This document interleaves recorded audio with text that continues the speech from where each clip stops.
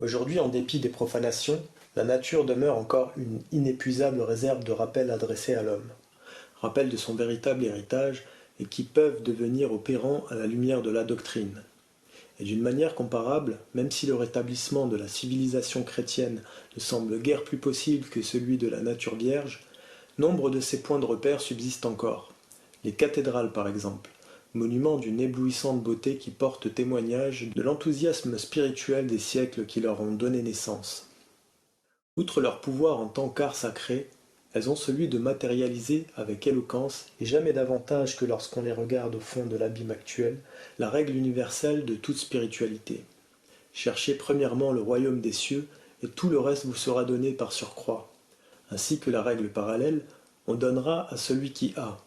Et par là même, leur présence démontre encore une fois cette vérité complémentaire que, à celui qui n'a pas, on ôtera même ce qu'il a. En tant que construction de pierre, elle proclame la domination spirituelle de l'homme sur la matière.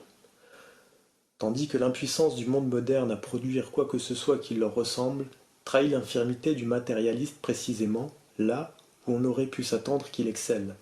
Il est celui qui n'a pas, ayant rejeté la transcendance, et ce qu'il a, c'est-à-dire la matière, lui est ôté en ce sens qu'on ne peut réellement dire qu'elle est à lui, puisqu'il n'a sur elle aucun pouvoir qualitatif. Il suffit d'approcher une ville comme New York pour avoir l'impression terrifiante que la matière a pris possession de l'homme et l'a quantitativement submergé.